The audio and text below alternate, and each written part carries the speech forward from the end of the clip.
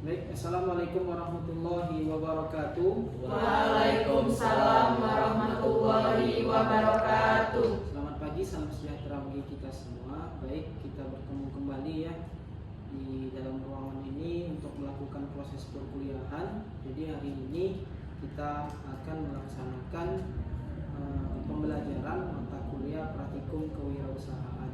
Ya, sebelum kita masuk ke materi, sebaiknya kita berdoa dulu sehingga apa yang kita lakukan pada hari ini bisa bermanfaat untuk kedepannya.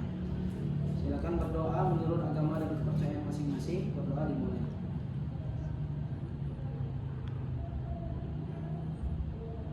Berdoa selesai.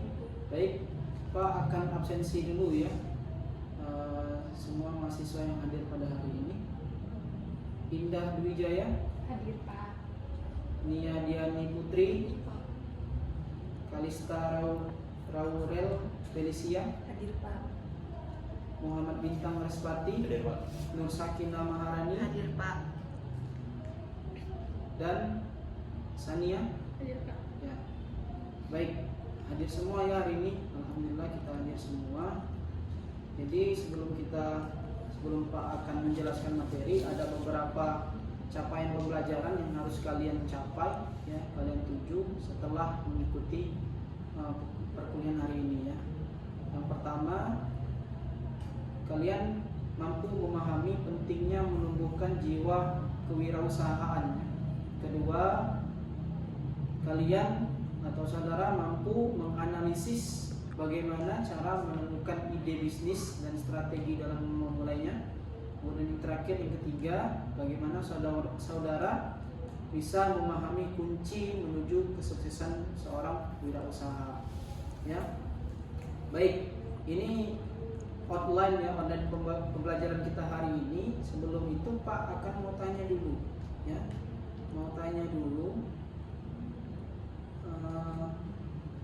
di sini siapa yang sudah mempunyai usaha? Saya Pak. Nur Sakina sama Bintang. Nur Sakina usahanya apa? Bakery Pak. Bakery ya, Iya. oh, roti. Iya Pak. Gitu. Kalau Bintang? Jasa bengkel, Jasa bengkel sepeda. bengkel sepeda. Oke. Jadi artinya dari ke-6 mahasiswa ini hanya 2 yang mempunyai usaha, kemudian 4-nya tidak mempunyai usaha ya. Nah, baik. Nah, sebelum kita masuk lagi, Pak mau tanya dulu ya, apa hubungan kewirausahaan dengan pengangguran? Coba, siapa yang bisa? Nah, coba silakan Indah, gimana? Jadi Pak, hubungan antara kewirausahaan dengan pengangguran itu sendiri. Dengan berwirausaha itu seseorang mampu setidaknya merekrut kurang-kurang 1 orang ataupun lebih untuk menjadi pekerja ataupun tidak menganggur. Dengan sikap kewirausahaan juga, para penganggur itu berinisiatif untuk membuka usahanya sendiri sehingga ia mampu untuk membuka lapangan pekerjaan yang lebih baik. Baik, artinya hubungan pengangguran sama kewirausahaan tadi artinya si seorang wirausaha ini akan mampu membuka lapangan pekerjaan ya. Iya. Itu Indah ya. Oke, bagus, jawabannya sudah tepat. Itu artinya ya, hubungan pengangguran dengan kewirausahaan seperti itu. Tujuannya sehingga tingkat pengangguran bisa menurun dengan hadirnya seorang wirausaha muda. Itu yang diharapkan ya. Baik, kita langsung masuk ke materi ya. Tadi ada 2 teman yang berwirausaha, 4-nya enggak. Nah, ada beberapa poin yang Pak sudah cari ya. Mengapa ada penyebab rendahnya minat berwirausaha? Kira-kira nih, keempat teman-teman yang belum punya usaha tadi, apa penyebabnya ya? Kalau belum ada usaha, minat atau gimana? Takut gagal. Ya, silakan ya. Takut gagal Pak. Takut gagal. Iya. Oke, ada lagi. Tidak ada yang modal Pak. Belum ada modal. Bintang? Bintang ada usaha. Oh, Bintang ada usaha tadi ya. Ya. Kalau Indah? Kurang pede, kurang percaya diri. Kurang percaya diri. Ya, sebetulnya itu rata-rata mahasiswa atau seseorang yang tidak berwirausaha itu rendah minatnya terhadap wirausaha, yaitu pertama gengsi biasanya ya. Gengsi itu malu melakukan bisnis ya. masih menjadikan penilaian orang lain itu sebagai fokus penilaian sendiri, penilaian orang lain. Jadi misalkan stigmanya orang yang usaha itu kan, apalagi masih mahasiswa, dilihat teman masih malu ya, masih malu seperti itu. Jadi itu gengsi. Yang kedua, tidak percaya diri. Jadi ragu dia sudah punya ide tapi mau eksekusi itu ragu, ya, tidak yakin dengan apa yang dia lakukan, ya, tidak optimis, ya, merasa tidak bisa. Itu yang membuat minat berwirausahanya rendah, ya. Kemudian tidak adanya modal yang Kalista tadi bilang, ya. Kebanyakan ada beberapa wirausaha mau melakukan usaha itu gak ada modal, minim modal, apalagi mahasiswa, ya. Mau digunakan untuk modal, uangnya terbatas. Karena kan wirausaha ini kan artinya kita akan mengeluarkan modal, untung ruginya belum tahu. Artinya itu yang menjadikan luar biasa, ya. Kemudian yang keempat, takut gagal, ya. Belum coba tapi sudah mengira bahwa takut gagal, ya. Itu kebanyakan sekarang. Kemudian yang kelima, perhatian condong menjadi pekerja. Nah, ini yang terjadi, ya. Yang terjadi, kamu tamat kuliah, misalkan mau jadi pegawai PNS, pegawai bank, ya, pegawai BUMN dan lain sebagainya, sehingga condongnya menjadi pekerja, bukan menjadi seorang yang pebisnis, ya. Bukan berarti kita tidak boleh, ya, seorang pekerja kalau bisa ada sampingan bisnis, ada pendapatan lain, tambahan pendapatan lain, ya, ya. Artinya tetap kita bekerja. Tetap bekerja, sampingannya ada kewirausahaan, ya. Kemudian yang keenam, tidak adanya keinginan, tidak pengen dia menjadi usaha, ya.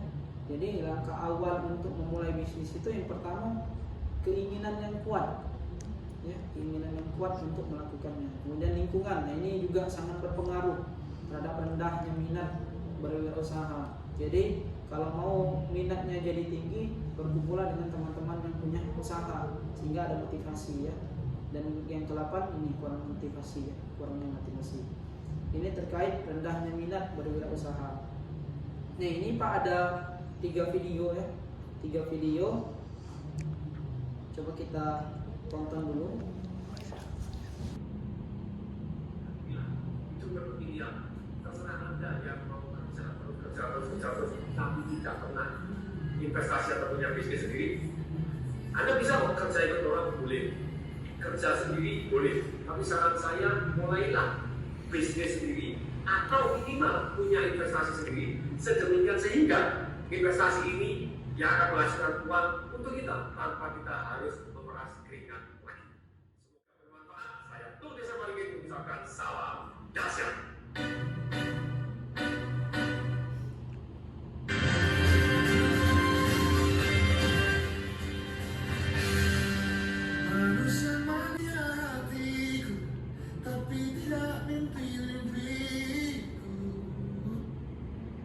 This piece of advice changed my life forever. I wish I knew this much sooner. If you want a hard life, you have to make easy choices. And if you want an easy life, you have to make hard choices. So watching Netflix, playing video games every day, that's an easy choice. Sleeping in is an easy choice. Baik, sudah kita tonton, ya, 3 video. Bagaimana 3 video ini memberikan pesan yang luar biasa untuk kita, ya. Pak mau tanya dulu, ya, untuk video yang pertama, kira-kira apa pesan yang kita dapatkan? Saya Pak. Oh, silakan, Nia. Dari video yang pertama itu pesannya tuh kita boleh bekerja tapi kita harus punya kayak suatu wirausaha ataupun investasi serta usaha sampingan agar jauh ini, ya, Lebih baik, ya. Iya, agar jauh lebih baik. Baik. Terima kasih, Nia. Bagus jawabannya, ya. Tepat. Kemudian yang kedua, Bintang, silakan. Baiklah Pak, untuk video yang kedua itu menjelaskan bagaimana jika kalau kita memilih cara hidup yang mudah, maka kehidupan kita akan menjadi lebih sulit. Lalu untuk jika kita memilih cara kehidupan pilihan atau pilihannya sulit, maka kehidupan kita akan menjadi lebih mudah 10 kali lipat. Baik, bagus sekali. Bagus. Jadi itu jawabannya, ya, untuk video yang kedua. Oke, yang ketiga nih, video ketiga, silakan. Saya Pak. Oke, Indah, ya, silakan Indah. Jadi video ketiga itu menceritakan di mana perjuangan pasangan asal Surabaya dan Malang itu namanya Sandi dan Gilang. Iya. Di mana ia tuh memulai usaha bisnisnya dari nol. Pada awalnya mereka menjual keset untuk di daerahnya. Ya, baik. Terus selanjutnya mereka membuka usaha cuci motor yang mulai harga 5.000, dan kemudian Gilang ini membuka usaha di bidang kos-kosan dan bisnis transportasi. Baik, lengkapnya jawaban dari Indah, bagus sekali Indah jawabannya, yaitu ya bagaimana kedua pasangan ini bisa merintis usahanya dari nol ya sampai dengan kesuksesan yang dengan yang sekarang. Baik, sebelum kita simpulkan materi pada hari ini, Pak mau membagi dua kelompok ya. Dua kelompok kita sudah bagi ini, kelompok 1 dan 2. Dua kelompok ini kita nanti kelompoknya akan beradu argumentasi ya. Argumentasi terkait apa? Terkait tentang TikTok Shop yang ditutup ya. Jadi Pak minta nanti silakan dipelajari dulu 1-2 menit ya. Pak akan pilih yang ini kelompok yang pro ya. Pro bahwasannya TikTok Shop itu ditutup, setuju ya. Kalau yang kelompok di sebelah kiri Pak adalah kelompok yang kontra ya, tidak menerima kalau TikTok Shop itu ditutup ya. Pak kasih waktu 1-2 menit, silakan dipelajari, dieksplor terlebih dahulu, silakan. Baik, sudah 2 menit ya. 2 menit kita lalui untuk mengeksplor bagaimana pro dan kontra dari TikTok Shop yang ditutup ya. Coba Pak mau minta argumen dari kelompok yang pro dulu. Coba bagaimana? Jadi Pak, kami dari kelompok pro itu setuju dengan ditutupnya TikTok Shop itu sebagai untuk sarana berjualan dan melayani transaksi jual beli. Karena TikTok Shop ini sendiri pada dasarnya hanya sebagai KP3A yang dimana itu tidak boleh berdagang. Artinya TikTok Shop ini pada awalnya itu ditujukan untuk sebagai media sosial saja, tidak ditujukan untuk berjualan atau melaksanakan transaksi jual beli. Nah, TikTok Shop ini kan melanggar karena ia tidak memiliki izin untuk berdagang kan. Nah, jadi pemerintah itu menutup TikTok Shop, layanan TikTok Shop untuk berjualan karena pemerintah itu berpendapat bahwa penutupan TikTok Shop ini dapat melindungi pedagang UMKM yang telah mengalami penurunan penjualan akibat dengan adanya TikTok Shop yang menjadi predator pricing dari TikTok Shop itu sendiri. Baik, terima kasih. Bagus sekali jawabannya dari Indah ya. Bahwasanya setuju karena TikTok Shop itu ditutup karena itu tadi TikTok Shop ini kan dia merangkup sebagai e-commerce sekaligus media sosial. Padahal kan izinnya itu bukan sebagai e-commerce, dia sebagai media sosial ya. Jadi pihak kelompok pro berpendapat seperti itu. Nah, sekarang Pak mau tanya untuk kelompok yang kontra bagaimana? Untuk kelompok kontra ya kan, untuk perlindungan UMKM itu menurut kami perlu, karena UMKM di TikTok juga banyak, seperti UMKM yang kecil mungkin dari masyarakat yang merintis. Lalu jika TikTok Shop itu ditutup, maka sama saja mereka itu menutup lapangan pekerjaan untuk mereka. Baik, artinya dari sisi kontra tidak menerima karena ada beberapa UMKM itu yang lagi merintis ya, sudah memanfaatkan TikTok Shop sebagai perintis usaha tadi, sehingga kalau ditutup dia akan menutup lapangan pekerjaan. Betul. Baik, bagus sekali. Kita beri aplaus untuk kita semua. Baik, itu dari studi kasus terkait TikTok Shop yang ditutup. Bagus sekali jawaban dari rekan mahasiswa, baik dari pro maupun kontra. Apresiasi sekali bagaimana argumentasi kalian memang betul-betul sangat tajam, sangat tepat ya terkait bagaimana TikTok Shop yang ditutup ini. Terima kasih atas partisipasinya rekan-rekan semua. Semoga bermanfaat ya. Sampai berjumpa di pertemuan selanjutnya. Pak akhiri, wassalamualaikum warahmatullahi wabarakatuh.